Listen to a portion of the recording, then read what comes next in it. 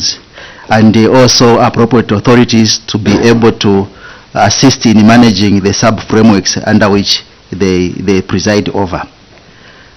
This recognition by the ZACWA bill to TVETA as one of the appropriate authorities, we think is a very progressive clause, because the bill has explicitly said that it will collaborate and consult with the appropriate authorities in the implementation and management of the qualification framework for Zambia.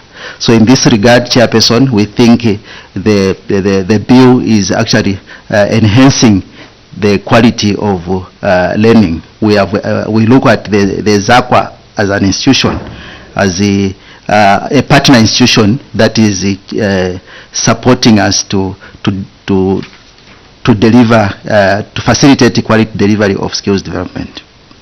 Chairperson, we have a responsibility as TVETA to coordinate development of curriculum. TVETA is responsible for coordinating the development of curriculum for trades and occupational training programs in consultation with industry, and to make sure that training is responsive to industry needs. When we started the ZACWA bill, Chairperson, the bill provides for the development and publication of what have been called national occupational standards, which are a source of information that will guide in the development of curriculum or learning programs that speak to industry. Chairperson, this is very progressive in the sense that we have an institution that actually will coordinate the development of these industry standards. And for us as developers of curriculum, we will then pick up on these standards and ensure that we develop curriculum which speaks to these occupational standards. And if these occupational standards have been done properly, it will help us to ensure that the curricula that we have and that we develop will always be aligned to what industry will be looking for. This is a good provision, Chairperson, because it ensures alignment of qualifications to occupational standards that meet industry skills needs. It is then our considered view, Chairperson, that national occupational standards will be regularly reviewed to maintain their currency, and in cases where national occupational standards are not yet existent, we are hoping that appropriate investments will be made to ensure that they are developed to cover all sectors of the economy. It will make our work as TVETA and as developers of curriculum easy. Chairperson, the bill also has given ZACWA the mandate to develop policy and criteria in consultation with the appropriate authorities such as TVETA for the recognition of prior learning and credit accumulation and transfer. This provision, Chairperson, is very good for the TVET sector, because the TVET sector has a lot of skills that are acquired in workplaces, and there is a system of recognizing such competencies through what we call the trade test system. However, what has been lacking, Chairperson, is a formal and well-defined system for recognizing these credits and also transferring these credits, especially in the fields that are less hands-on. This, Chairperson, has made it difficult in the past to assess and formally recognize some of the competencies acquired through short training courses, and also placing these short-term acquired competencies, placing them on the qualification framework. As a result of this gap, Chairperson, we find that there are individuals who acquire some qualifications under the trade test system, but their qualifications are not able to be registered or placed on the Zambia qualifications framework due to lack of credit accumulation and transfer system. I would like to share a very live example, Chairperson, which has been the case in the Zambia education framework, which is the curriculum that has introduced vocational education in our secondary school system. We do this system, this framework, Chairperson, has provided for qualifications at trade tests levels 1, 2, and 3. Level 3 being the smallest qualification, which normally young persons who acquire some levels of skills through vocational training, even as early as grade 7 or grade 9, would be given a skill award at trade test level 3. The current framework, without the credit accumulation and transfer, will leave out placement of such qualifications. The only trade test qualification that is currently recognized on the framework is the trade test level 1, which is an accumulation of competences for learning that has taken place over a period of a minimum of 1 year continuous practice. So the short courses that people acquire in a short space of time, for example, if I went to a training place or even in industry today, probably I develop a skill in, for example, repairing a starter motor only. That kind of a qualification cannot be placed currently on the Zambia qualifications framework because it's too small for the descriptions that are currently there. But with recognition of prior learning, credit accumulation and transfer, it provides now that such people with such qualifications, you can be bagging those small qualifications until you accumulate a required number, then you are given a full qualification that you can be certified for. Chairperson, I want also to speak to you on the registration of qualifications. The bill has provided that all qualifications awarded in Zambia must be registered for recognition on the framework, and the qualifications, for a qualification to be considered for registration, it must be recommended by an appropriate authority, such as TVETA or the HEA or any other appropriate authority as has been recognized by this bill. We think this is progressive, Chairperson, in that it will compel all awarding bodies in the country to be subjected to the same quality assurance policy and procedure. Meaning that for any awarding body, their qualifications will only find its way to the framework if it complies either with the TVETA regulations and policies, or the higher education, or the examination council regulations. So this is very good. It will minimize or avoid people sneaking in qualifications that are not quality assured. However, Chairperson, these provisions, progressive as they are, they also present some challenges financially to TVETA because it coordinates the development of all local qualifications in the TVET sector in the development of their curriculum as well as the assessment if we go by the current provisions of the TVET Act.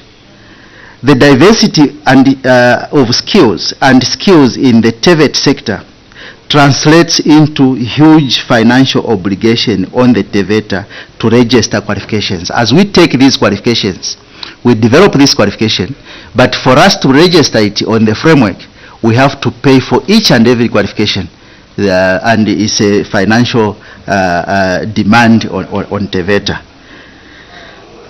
Our view, Chairperson, is that this is something that the minister responsible for the framework, or government in short, can deal with.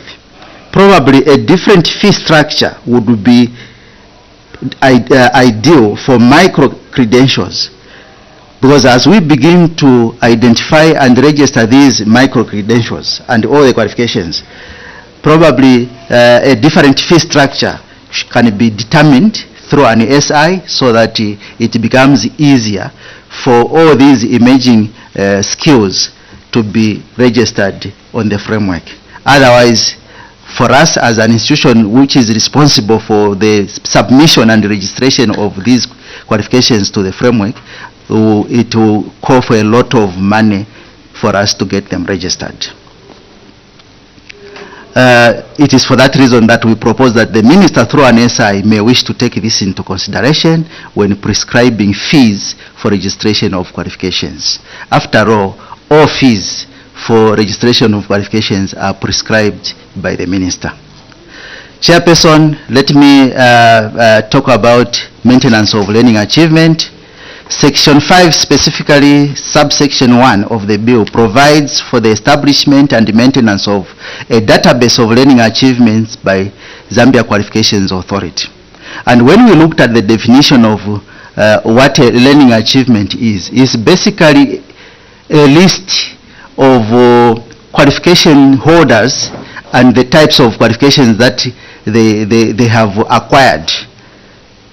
What this means is that for us as TVETA, for example, once we certify a graduate, we must submit detail of all the graduates and the accompanying qualifications that they have acquired. We submit it to ZAQUA. Thank you very much. Then, just as I conclude, this database of learning achievement will provide a screening system for qualifications in the country to minimize qualification fraud. And also, our thinking is that if all of us as awarding bodies, we submitted these lists and the qualification titles to ZAQUA, people will have a one-stop shop for verification of all Zambian qualifications, which I think for a country is easy, so that people don't have to submit verification requests to many places. However, the only challenge that this is bringing to TVETA, which I think is something that can still be resolved by the government, is that it's just taking away some source of revenue which we collect when we are conducting these verifications. But the bigger picture in itself is that it makes the cost of doing business easier if all qualifications are sitting in one place. Thank you, Chair. Thank you very much. Members of Parliament, you may now seek clarifications or ask questions. Honorable Daka, let's go ahead. Thank you, Chair. Thank you, witness, for your submission. I have two follow-up questions with you. One is bordering on the period that you have just alluded to, that you are supposed to submit these qualifications to ZAQUA. Is the 90 days enough for you upon receiving the learner qualifications, and then you are mandated to submit in 90 days? Is that okay with you? Then the second one is, I didn't hear you touching on the board, composition of the board, because the sponsoring ministry, they have suggested to say we should have 11 and then they have reduced to 7. I don't know, what is your take on that? I submit, Chair. Thank you. Very good questions. I will ask my colleagues to come in, but on the 90 days, the man in charge of qualifications in TVETA, I would like you to... Is it 90 or 60? Some they say 60. It's 90. Okay, yeah. Thank you, members.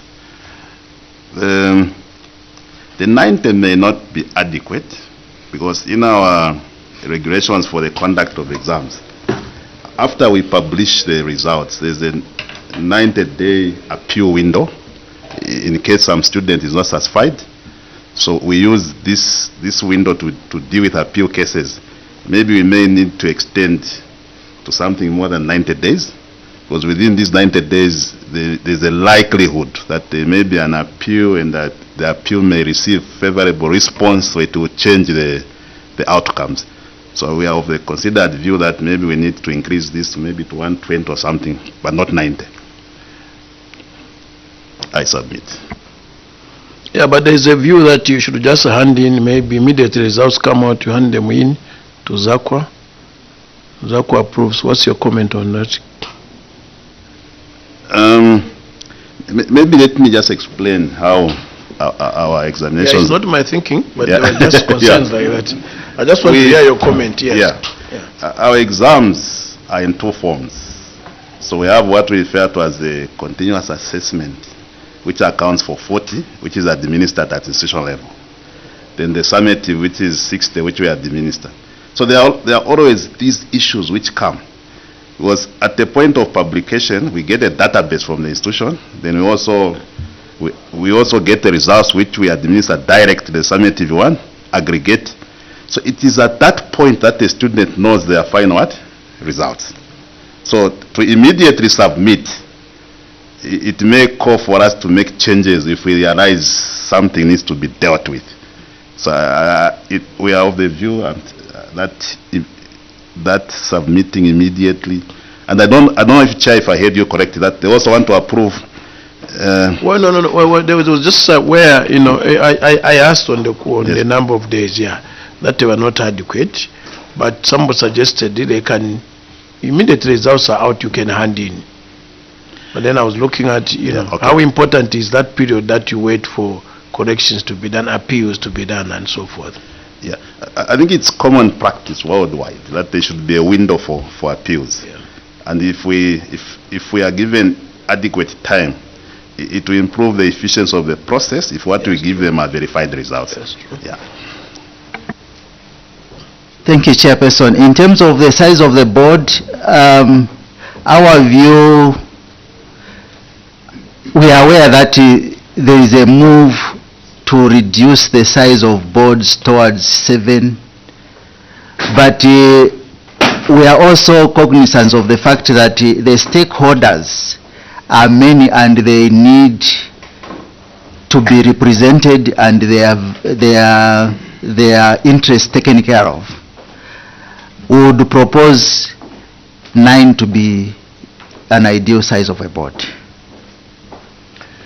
Yeah, because why I'm asking is, it looks like on the board, all the awarding bodies don't have a representative there. And I don't know, but for me, a board should represent all the stakeholders. I don't know. What is your comment? Do you think at least you should have one representative from the awarding bodies? Exactly. That's why we are saying 7 would be too small. It would leave out. An awarding body must be represented because they are a key stakeholder in the award of qualifications. I would like to go with that, and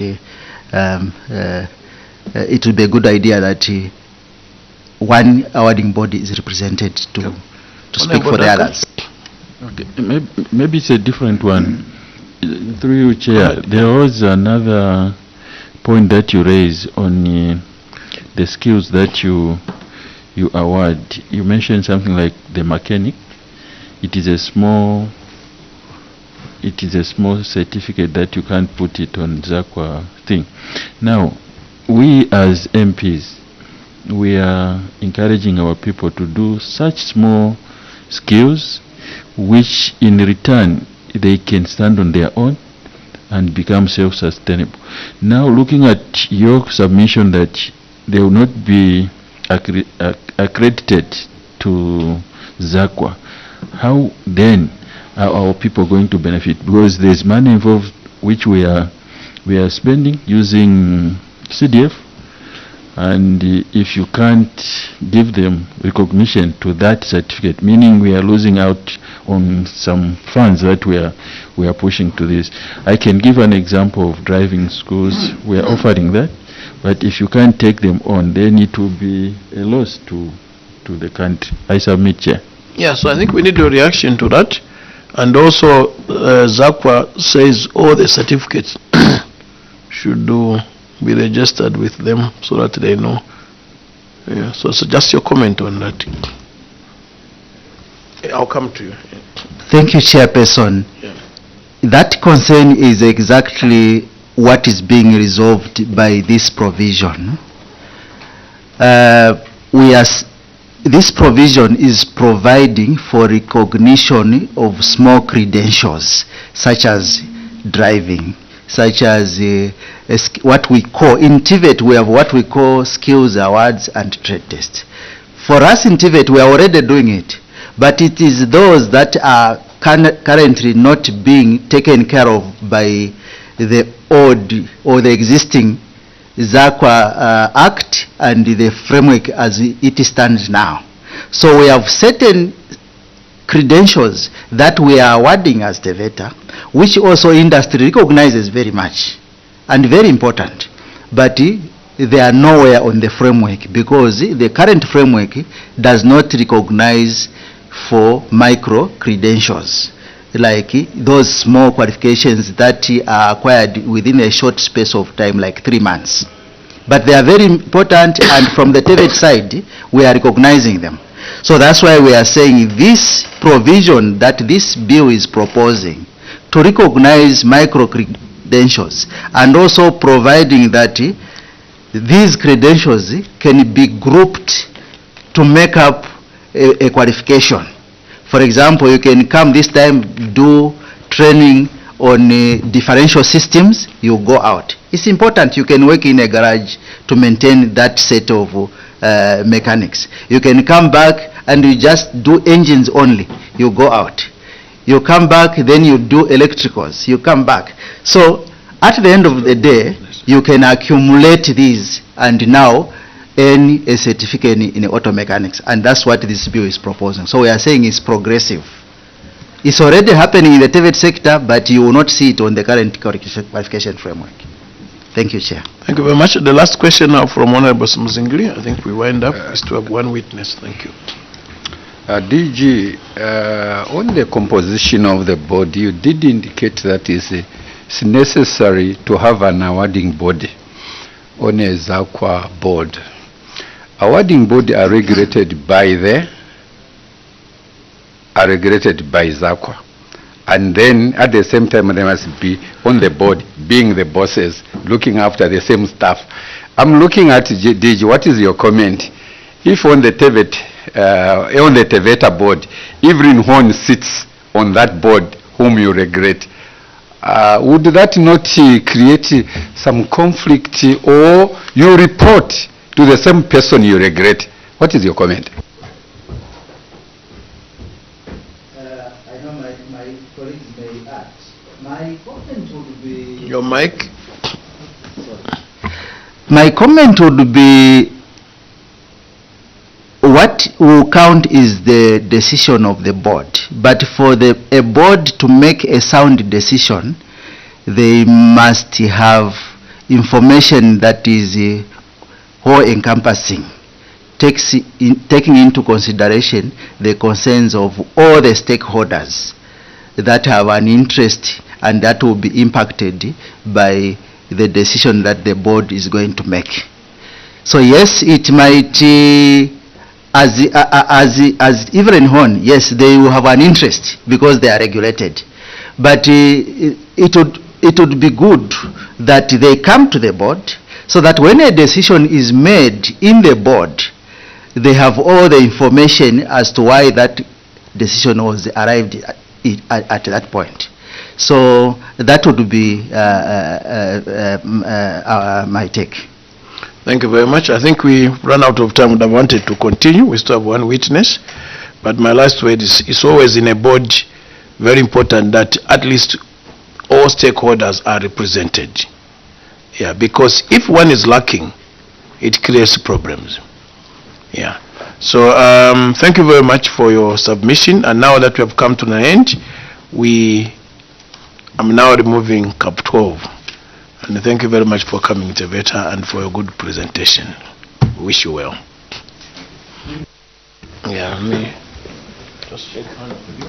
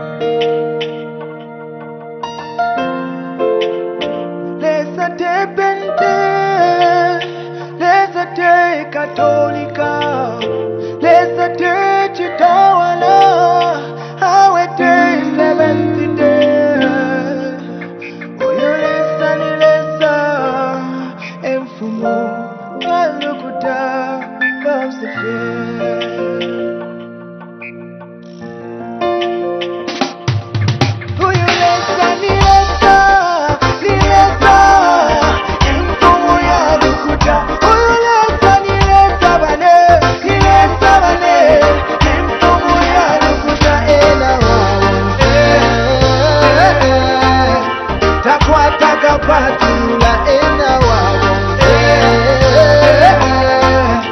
takwa takapatula uyu lesa nilesa imfumu ya rukuta uyu lesa nilesa bane imfumu ya rukuta ena wabo takwa takapatula ena wabo takwa takapatula ushina nomba muchili muleke ntana mulandu wa mashina ya macharity ya ntumu yako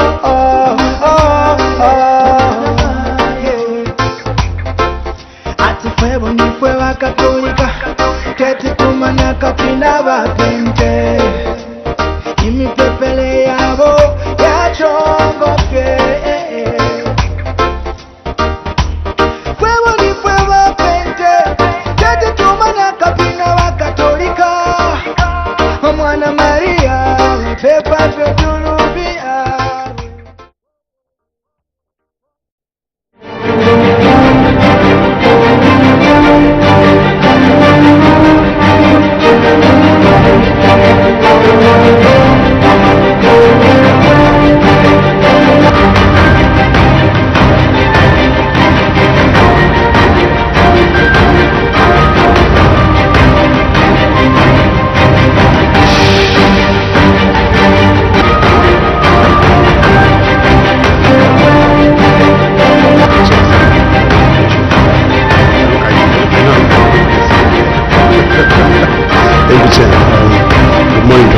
My name is Honorable George Kangwachisanga, MP for Lukasha constituency in Kasama and also a member of this committee. You are very welcome. Thank you, witness. I'm Honorable Elias Daka, Member of Parliament from Sanzara constituency. You are welcome. Thank you. Thank you, Chair, and good morning, witness. I'm Malambo Mwemba, Member of Parliament from Magoe constituency and a member of this committee. Thank you very much, Honorable Chairperson. My name is Mshanga Sydney, Member of Parliament for Bwacha and Kabwe, and a member of this committee. You are very much welcome. Thank you, Honorable Chair. My name is Achinga Mioto, representing Kalab Central. Good morning, witness. My name is Melesiana Piri, Member of Parliament for Milanzi constituency in Katete, Eastern Province, and I'm the Vice Chairperson of this committee. Thank you, Chair. Good morning, HEA, and welcome. My name is Tyson Mzengiri, Member of Parliament for Gwembe and a member of this committee. Good morning. I'm Wele Meja from the Office of the Clerk. Good morning. I'm Chawezi Chiro from Ministry of Justice, and I'm sitting in as a permanent witness. Thank you. Through you, Chair, welcome witness. My names are James Moyakabungwe, ICT Department, National Assembly. Thank you. Yeah, my name's, you can go ahead and introduce yourselves, maybe before I introduce myself, yes. Thank you, Chairperson, and thank you, committee members. My name is Kajila Chinsembu, Director General for Higher Education Authority. Thank you. Good morning, Chairperson. Good morning, members. My name is Mushumba Martin, Director Quality Assurance, Higher Education Authority.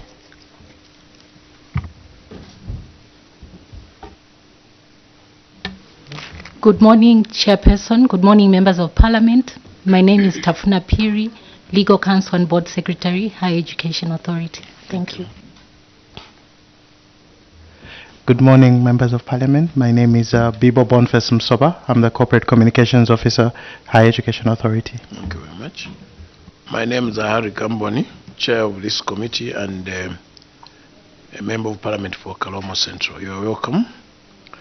And when you are here, we give you, we're now giving you Cap 12, which gives you immunity, so that whatever you say you're not taken to court for as long as what you are telling us is the truth. And the same Cap 12, if you do the opposite, can entangle you.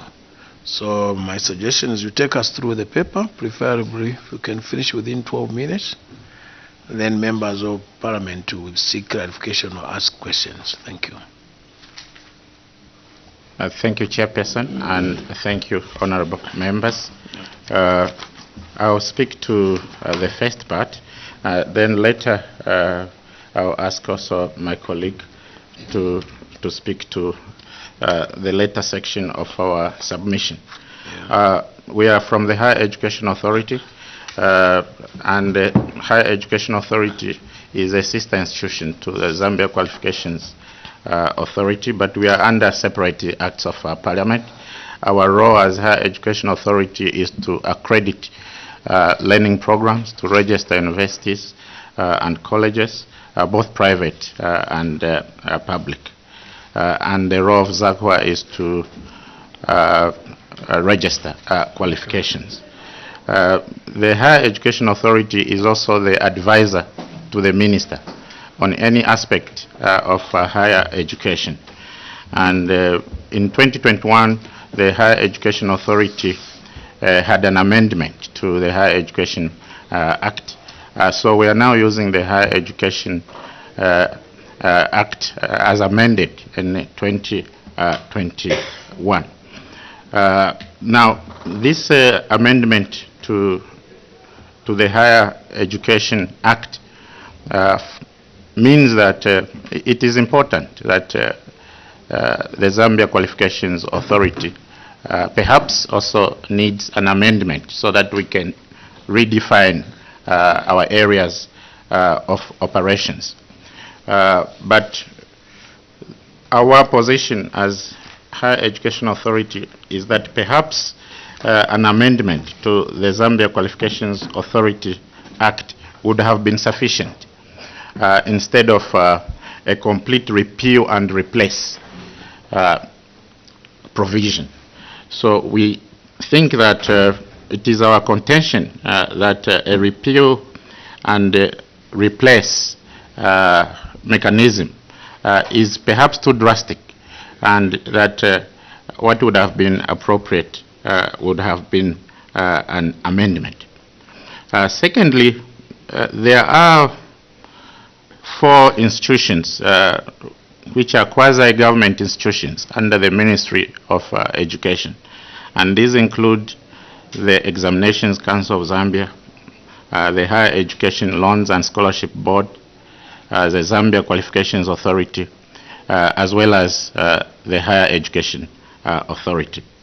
Now, because the Higher Education Authority is the advisor to the minister on any aspect of higher education, it means that within the organogram for these institutions, the Higher Education Authority is sitting at the apex of the pyramid. And that is why the Higher Education Authority has the position of Director General, whereas the Examinations Council of Zambia, the Higher Education Loans and Scholarship Board, and the Zambia Qualifications Authority have a director position as the Chief Executive Officer.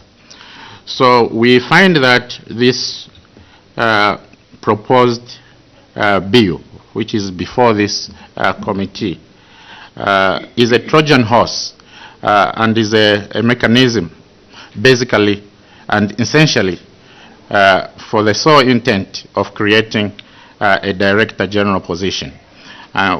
It is our submission that this will create disharmony, and it will bring about problems of coordination within our higher education subsector. Lastly, I would like to also speak to the fact that this proposed bill seeks to provide for the appointment of the Chief Executive Officer, and the proposal is that this Chief Executive Officer is at the level of Director General. What has surprised us in this proposed bill is that the appointment of the proposed position of Director General is solely left to the board, and the minister has been completely left out. So that instead of the board at least seeking approval from the line minister for the appointment of the proposed Director General, the bill completely leaves out the role of the minister. And again, it is our contention that this is, there is a hurry, to position this position of the proposed position of Director General without getting approval from the line minister. My colleague will speak to some of the ramifications of this proposed bill, which are outlined on page 6. Thank you, DG, and thank you, Chairperson. I wish to speak to the ramifications of the bill, and the authority has the following observations, which we've taken note as ramifications of this bill. First of all, I want to appreciate that the preliminary parts, which is part 1, which provides for preliminary provisions, has attempted to clean up certain definitions. For instance, the definition of interest to us is the definition of what accreditation is, and we want to be clear that definition of accreditation in this regard has been put into context, and ZACWA has actually aligned that they are accrediting qualifications and not learning programs, whereas HCA, which is the Higher Education Authority, is accrediting learning programs. In this regard, I think this has harmonized the definition of what accreditation is, and it creates room for separation in terms of mandate between and amongst the institutions that are using the word accreditation. I also want to highlight that the definition of appropriate authority also gives it context now on who ZACWA is expecting to be submitting qualifications to them.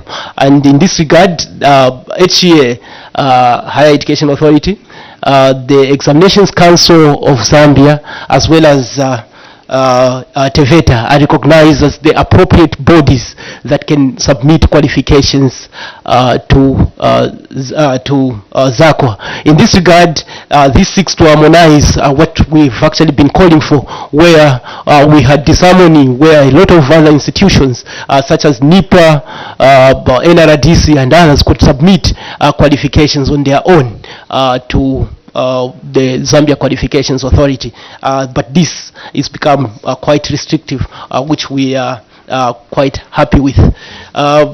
We have another one which I will not belabor because it's drawn from section 16(1) of the NAB number 7 of 2024, which is the bill under discussion, which DG has already highlighted, which provides for the appointment of the Director General. And this appointment is to be achieved without the approval of the line minister. To us, the observation is that this is a grave anomaly and a journey towards self-importance, and we will not actually sit here and watch this journey which seeks to self-glorify an institution into this cause of disharmony. I think there must be a body that is watching over this institution in terms of who they are pointing to where in this manner. So we felt this is undermining the oversight of the responsible ministry and creating a chaotic entity or chaotic institution that places itself above oversight by blatantly eliminating the role of the minister in the appointment of the Director General. Suffice to mention that in the previous act, the act they are amending, which is the ZACWA bill of the ZACWA Act of 2011, the appointment stated that it needed to involve the approval of the minister, and it's for this reason that DG has actually gone further to describe it as a Trojan horse, in the sense that it hides what we want to know, really, by going to glorify certain things like the appointment of a Director General without the oversight of the minister, which we feel at this particular time is a little bit mischievous. We want also to highlight that under the legislation of qualifications, there are certain anomalies that we've observed in the sense that this particular bill tries to place the responsibility of submitting the bill and payments, as they sound in this bill, to be upon the appropriate bodies. In this regard, HEA, for example, to be the ones that are responsible for submitting these programs and getting the monies and paying to ZACWA, which we feel if it's left in this manner in which it is placed, it is going to be a source of confusion, because institutions out there, which is the awarding bodies themselves, can actually stand to refuse to pay, saying, no, the act already clearly says that you are going to pay. It doesn't say it in any way that you are the ones, we are the ones as awarding bodies that are supposed to pay for registration of these qualifications. So we want, or we seek actually, that this bill is made clear on who is supposed to be paying and who is supposed to be organizing. For it is, in this regard, a source of confusion. And we want to mention also that in sections 22, 25, 26, and 28, that we need to clean this so that this ramification becomes very clear. We are aware also that the bill talks about the appropriate authority. In this regard, again, talking about appropriate authority, referring to HEA, referring to ZACWA and TVETA as being the ones that are supposed to make sure that when the qualifications expire, they submit and make sure that 3 months before the expiry of those qualifications, they get these qualifications and submit them for renewal. Again, this is easier for institutions that manage the qualifications, because like TVETA and ECZ, because they award these qualifications themselves. HEA doesn't award qualifications. It has awarding bodies like the universities and colleges themselves that award. Therefore, the responsibility again has been taken away from these awarding bodies and placed squarely on HEA as being the one that is supposed to make sure that 3 months before they expire, they must be already be thinking about submitting. So this and the penalties relating to this have been put on the authority, they've been put on the awarding body, the appropriate authority, which is the higher education authority. In this regard, we ask that these penalties must be actually placed on the awarding bodies themselves, the institutions themselves, and it must be the responsibility of these institutions to know that 3 months before this, the qualification is expiring, and they must begin to look at that particular process. We also have concerns of the ZACWA bill under discussion, trying to unilaterally get over the mandate of oversight of registration of verification of qualifications.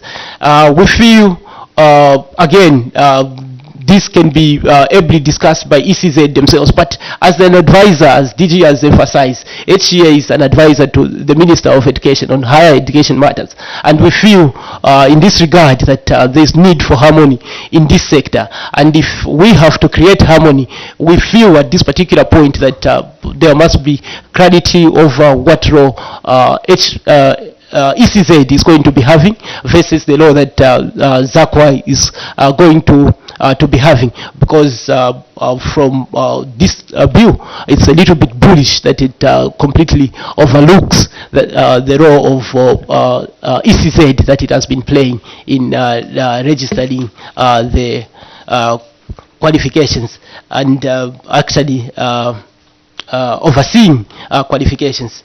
Chair, I want to submit that at this particular from HEA that the bill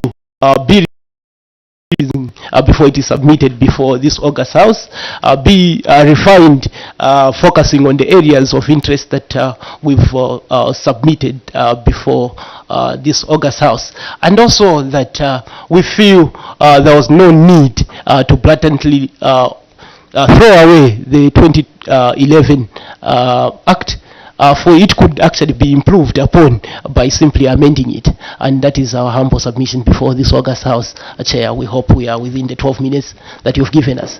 Thank you, Chair. Thank you very much. EG, do you still have anything, or we have submitted now? Thank you, Chair. Just to conclude, is that we are going to support proposals to the ZACWA.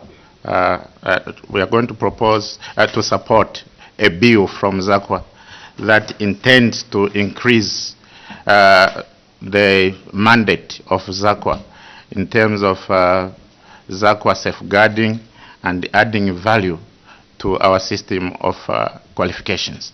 That those proposals can be supported by us. And in these proposals that they have made, there are a few technical aspects that are genuine, and we do support them.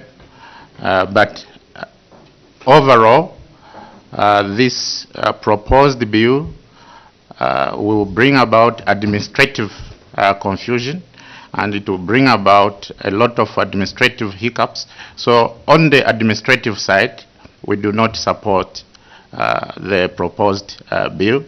But as I said, there are a few technical aspects of the bill that we can support. Which ones? You mentioned administrative sides. Maybe mention them a few. Number one is that of the position of Director General, that will make it difficult for the Higher Education Authority to execute its advisory role to government. Okay. And number two is the aspect where there are overlaps in the mandate of ZACWA as proposed with the mandate of other institutions. Yeah, but ZACWA says there are no overlaps. When you ask them, yeah. We have noted, Chair, some overlaps between the proposals with those of Examinations Council of Zambia. Like which ones? Like the ones regarding to the National Qualifications Framework. We think that ZACWA has got a mandate only over a sub-framework and not over the entire National Qualifications Framework. Go ahead. My job is to listen. Yeah, I think that is all, Chair. I think I've exhausted my, my submission. Thank you very much. Yeah, because we're running out of time. But members of Parliament, you are now free to please be brief. You ask questions, not we want to ask questions so that they can define more. I also have questions for you. Honorable Muzingiri. One of the functions of ZACWA, it says advise the minister on matters related to national qualifications. The impression, DG, you are creating is that HEA is the apex institution which must have the position as Director General only, because it will bring confusion if any other institution have a Director General.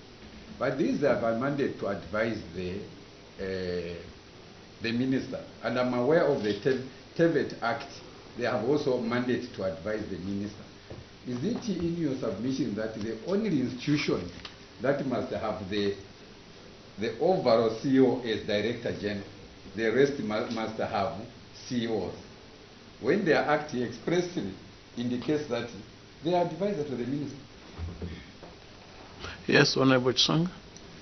Chair, on similar consideration, the first concern I have is, pardon me, I am not entirely comfortable with the language that the witness uses in criticizing the proposed introduction of a title in an authority.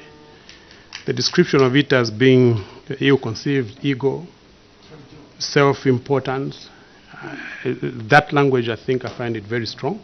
I thought my views must be put on record. But in common parlance, Chair, with all the authorities, statutory authorities that are known, including HEA itself, their head is called Director General. ZICTA, their head is called Director General. Anti-Corruption Commission, their director is called Director General.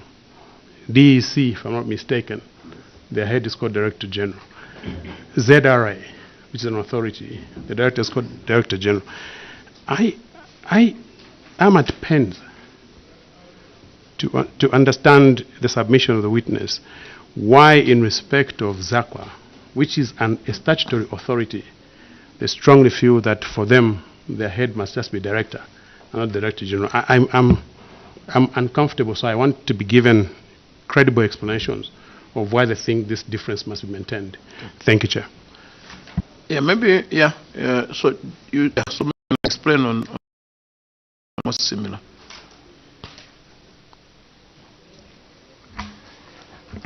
Thank you, Chair. I think for the matter of the language which has been expressed, Chair, maybe it's about expressing the passion longly. We wish to apologize. Maybe the language has been quite strong, but maybe it's a matter of trying to be very passionate in a wrong way. We greatly apologize. We'll moderate the language if we are allowed to rewrite and submit it. We are very sorry, Chair. Chair, the submission coming through is that HEA has a responsibility which is very clearly defined. ZACWA has a responsibility defined. TEVETA can also advise the minister. That is a very correct position. TEVETA is supposed to advise the minister on issues relating to the TEVET sector. ZACWA is supposed to advise the minister, Chair, on the sub-framework relating to ZACWA, which we very much appreciate. They need to advise the minister. The minister must know. The Higher Education Act provides that the Higher Education Authority is the advisor to the minister on all matters of higher education. In that regard, what we are simply trying to say is that the law provides for who is actually in check of the whole higher education sector, and that is the Higher Education Authority. And our humble submission is that we need to keep that order. It's simply to ask that if we have too many heads advising at that particular issue in that particular sector, then we have a problem. But if it is narrowed for them in that regard, ZACWA's regard is that they have a very defined sector, which is the framework that is provided for the National Qualifications Framework, and the Higher Education Authorities for everything, and that is what we are actually submitting. That is the act that provides for that. It's not HEA begging for that responsibility or mandate. Chair. Thank you very much. I have a question also. Yeah, there is the issue of revoking, is it a license, where they can deregister ZACWA. Now, you are the ones responsible for giving licenses, isn't it, to these universities? Are you the one? Yeah. Yes, yes. Now, there was a time when there was a mushrooming of universities. Some in one room, and they were given licenses. Now, you have a situation where you give a license to your client who wants to open a university. You've given them a license, but they don't have what it takes really to open a university. And then ZACWA comes, withdraws, registers, and then the learners suffer. And you are not punished. Could you explain what you look at when you give licenses for these institutions? And why is it that we had a case whereby there were so many of them who didn't even have the facilities to? Because if you're talking of revoking the registering, it's a very serious thing, and the learners became casualties, or can you call it like the Americans use collateral damage in the process? And yet you who are giving licenses for people who don't have all the facilities are let free. What is your comment on that? And then we come to Honorable Mzingiri's question. Yeah, from the submission, I'm quite confused. Because even when we look at the what is the definition of awarding bodies, and who registers qualifications? I want to believe the spirit of this bill is not HEA to register a qualification. No, because HEA is an appropriate authority. And having that overall responsibility in education, may I submit that here is the responsibility, in as far as the national qualification national framework is concerned, the general education is managed by the Standards Division of Ministry of Education. Trades and occupation is managed by TEVETA, while higher education is managed by higher education. So that is the composition of the National Qualifications Authority. So many institutions don't manage it, but there are only 3 institutions. Now, what do you understand is HEA, the National Qualifications Framework? Who manages it, and who are the constituents of the National Qualification Framework? Yeah, I know usually has short questions, so we can take his as well. Thank you again. The other issue I had concern with is, I think that deals with corporate governance. I think you raised the issue on the appointment of this director. We will take it to the other director general or director, depending on where you place him. You suggested, and maybe quite justifiably so, that the idea being mooted of eliminating oversight on the part of a minister is mischievous from a perspective of corporate governance. The contrary would also be the case. Sometimes what has caused challenges in the management of these authorities is a clash largely between the role the minister carries out and the role that the board carries out. Sometimes DGs are not accountable to the board because they suggest that the appointment is actually done by the minister. I don't know how your situation is in higher education. How is the appointment of a director general done, and how much monitoring and evaluation is the minister allowed to undertake, in terms of providing oversight to the board and by extension of the director general? Because I think you've suggested something that I sit quite uncomfortable with as a corporate governance practitioner vis-a-vis quasi-parastatal institutions such as ZACWA. Thank you, Chair. You may go ahead and answer. Thank you, Chair. I'll answer to the first and the third question, and my colleague will answer to the national qualifications issues as raised by the honourable member. So the registration of universities is the mandate of the Higher Education Authority. And as you rightly put it, there has been an outcry, a public outcry, about the mushrooming universities. And some of them, as you rightly say, are being housed in buildings that are not adequate to speak to these institutions in terms of them being recognized as universities and colleges. I must submit to you, Honorable Chair, and the committee that we know what a university is, and many of us, including myself, are very passionate about the standards of our higher education system.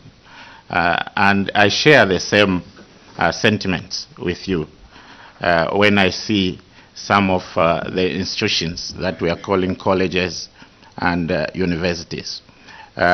You may agree with me that I spent all my life in the university, if you know my background. So when I took up this position of DG for Higher Education Authority in April 2024, barely 3 months ago, I have been concerned with the same issues that you raise here. So that is the context through which I value your comments. And our role now is to try and transform the higher education sector so that the higher education sector can contribute to national development, so that we can improve the standards of higher education. So we have within the Higher Education Authority standards for registration of these colleges and universities. But over the past several years, we have not really followed these stringent measures to the extent that we should be doing as a country. You may agree that we have now so many of these private institutions compared to other countries.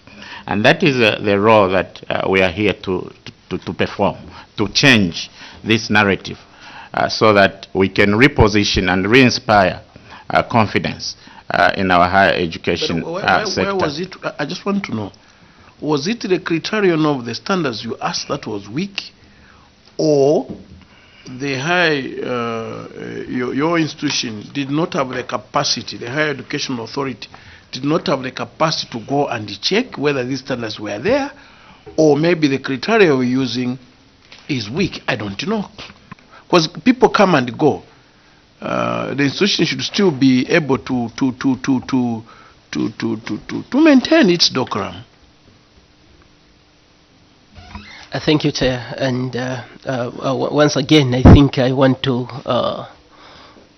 re-echo DG's sentiments that we are equally very concerned with the standards that are currently prevailing and what had been happening. But I think it's important that we put things in perspective. Where we're coming from, how far we've moved, and where we've reached today.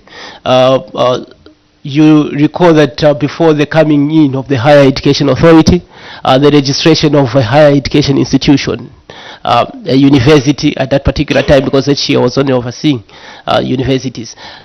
Before the coming in of the Higher Education Authority, for one to register as a university, was they only needed an assurance that they will not run away with the client's money. So they needed that oath from the commissioner that was going to show that they are an authentic person, them as an institution, when they are opening this particular university.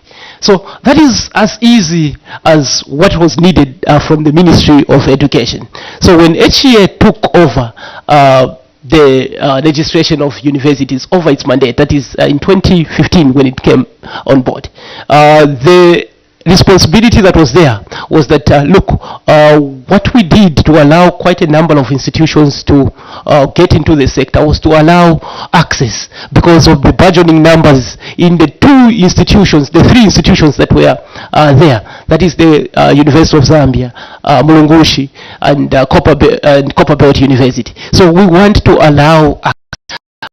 With each year coming in, good, we have to allow access with quality this time around. So the quality concern is actually our drive every day today. It's not about the responsibilities from HE. I think we have adequate standards that speak globally to what is needed comparatively in the region and everywhere, because we benchmark our standards and we benchmark our work with the best practices in the sector. So what is happening now is actually you will see the very steep slowdown in the number of registrations of institutions, because had we continued on that practice, on that trajectory, I think by now you would have been seeing every university, even just as you walk out from your house, there must be have been maybe 2, 3, 5 universities on your street. But we've really slowed down. And for now, I think the success rate for one to register the institution stands at below 13%, when it was actually 88% in 2017-2018. So that is where we are coming from. It's because of the standards that we've put in place, we've refined and globally benchmarked. That is where we are coming from, Chair. Thank you. Chair, when we give immunities, people must tell the truth. The regulation of universities over the years was done by what? Ministry of Education. Now, the submission we are getting is that there were no standards. It was to whom it may concern, and everybody was registered. Secondly, what has HEA done? Because this is an institution that is mandated to regulate higher education. But what these confessions that is coming to them, so what comfort are they giving us? What comfort are they giving us as a nation that they will ensure that correct universities are registered? Secondly, the higher education subsector has been liberalized. What is the meaning of that? If you remember, many years, we had only 3 universities. We never had all these universities like University of Lusaka. Are you saying you want to take us back from the liberalization as a government policy to where now you must degrade and not register institutions? This is an institution that is very, very important in as far as higher education subsector and is concerned. Chair, I need to get clarity than what we are getting. You can respond. Thank you, Chairperson. So we are quite aware that there is need for private sector participation in the provision of higher education. And the government has made this very clear through Vision 2030, through the 8th National Development Plan, and also through the higher education policy of 2019. So given that premise, it is from 1992 that participation of the private sector in the provision of university education started. And that is because government was aware that the public institution inadequate in terms of space. So from 1992, the minister would give permission to register universities, private universities. And then the Higher Education Authority took over this role in 2015 with the coming of the Higher Education Act of 2015. That role of giving registration to private institutions of higher learning was now started in 2015 with the coming of the Higher Education Act of 2015. So since from that time, the role of the Higher Education Authority in registering and giving permission and approving these private institutions started from 2015 up to now. So the role of the private sector is very clear in the provision of higher education, and we are not saying that we are taking away that role or we shall abolish it. Chair, that is not our submission.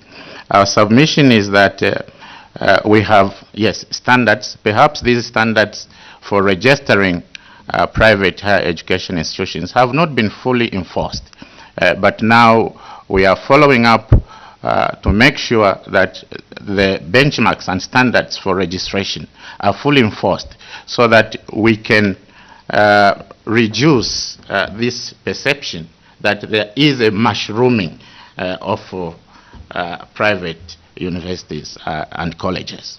That is our submission, Chair. Thank you very much. I think we've come to an end now. You can put off your mic. Yeah. Thank you very much for coming. But the concerns are very serious, because as we want to revoke, then your organization must have done the due diligence to make sure the universities have all it takes to operate. Because if we miss one, we make other people victims, and that's what the concern of our members here. Otherwise, now that we have come to an end, I remove Cap 12, and thank you very much for coming. Wish you all the best. Sorry, Chair. I think the Honorable's questions have not been answered. Should we go just like that? No, you can answer them. Okay. Okay. I bring back the answer. Sorry about that. Okay. We just thought it was important. Answer it. Go ahead. The appointment of the DG. Yes. So thank you, Chair, for bringing us back, and thank you for the CAP. So the standard practice now, and I do share the concerns of the Honourable Member, is that of independence of the board from especially the political authorities in government. Those concerns are very genuine. And then there are these other concerns about oversight, and because we are quasi-government institutions, so within the Higher Education Act, even as amended in 2021, the board appoints, but with the approval of the minister. And we thought that perhaps that is a norm in our corporate governance architecture, and that is the route that we would support, that the board appoints the chief executive officer, at least with the knowledge and approval of the line minister, because it is to the ministry that they'll be going for funding. And we thought that in the interest of the public, because the minister is the custodian of public interest, we thought it prudent that at least the board would get approval from the minister for the sake of safeguarding public interest. Thank you, Chair. I now remove Cap 12. Thank you very much for coming. Yeah.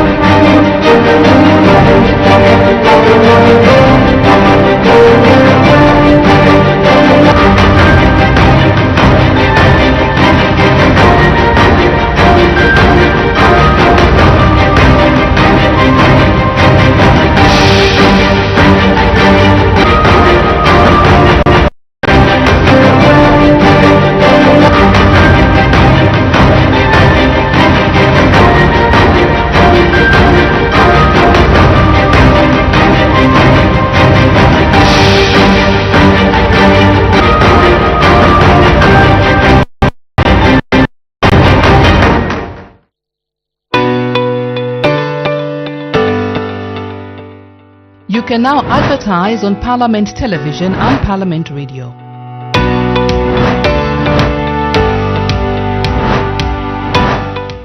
For more information, call 0977 854102 or 0977 536487. Parliament Television, bringing Parliament closer to you.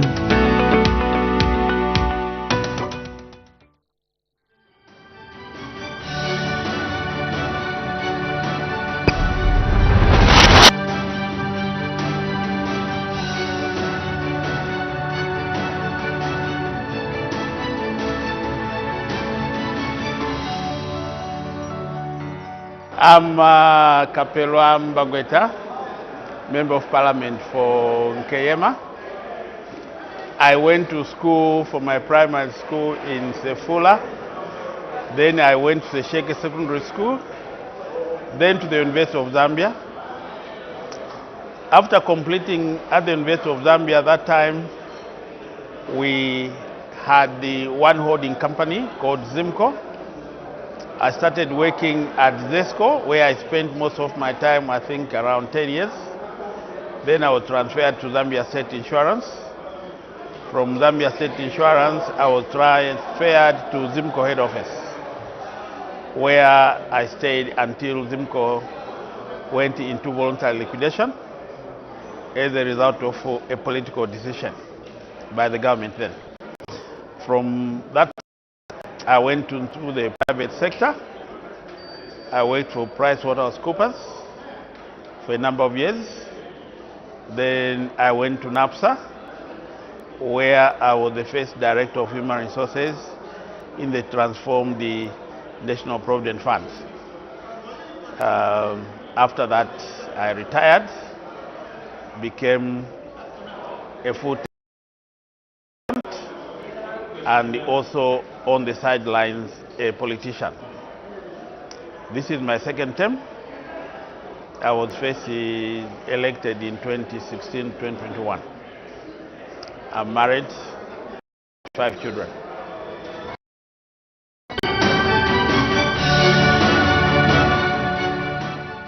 The people in Nkeyema are farmers.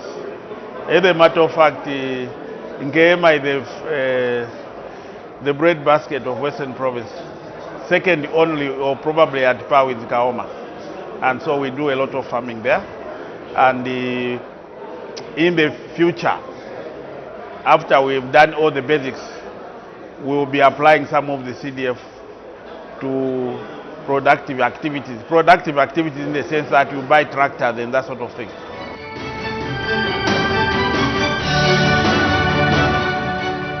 So the enhanced CDF is the icing on the cake, because in Nkeyema we have 4 ways of bringing development to the people.